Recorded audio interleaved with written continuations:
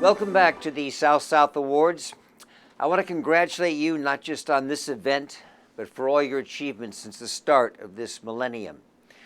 This fall marks the 70th anniversary of the United Nations. It's an organization that I am strongly committed to in my role as a UN messenger of peace and as a citizen of the world. In that role, I have seen firsthand what happens when ordinary people and their governments, backed by the United Nations, work in even the smallest ways to change the world. One school opened, one rifle destroyed, one new village water pump. The work of the United Nations is now more important than ever. And in the coming years, we will all work tirelessly to make this world a more sustainable place for you, for me, and for the 7 billion of us that call it home. Congratulations, and let the ceremony continue.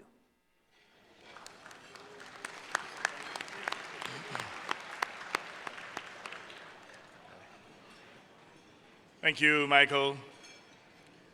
Ladies and gentlemen, a theme running through this evening has been the dual celebration of the Millennium Development Goals and the 70th anniversary of the United Nations. And central to the achievements of both has been the United Nations General Assembly. We will now have a video.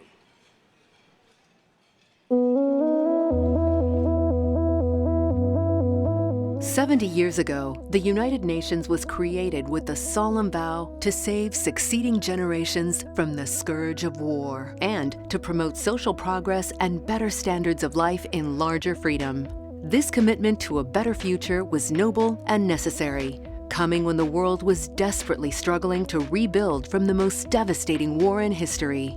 In the fall of 1945, the drafters of the Charter chose a new path, spelling out their specific commitments with the hope and promise of truly uplifting and helping all of mankind. They pledged to bring about higher standards of living, full employment, and conditions of economic and social progress and development, to reach solutions for the pressing economic, social, health, and related problems that threaten our world, and forge a consensus that would build international, cultural, and educational cooperation, and to develop universal respect for and inspire observance of human rights and fundamental freedoms for all without regard to race, religion, language, or gender.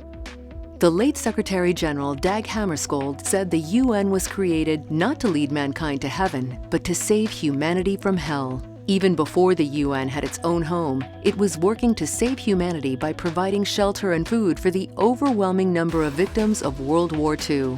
The Food and Agriculture Organization, refugee agencies, UNICEF, and the World Health Organization were on the ground providing food, water, healthcare, and shelter to the devastated populations. In the following decades, as the membership of the UN grew, so did the scope of its mission, and the General Assembly is the central point of this work.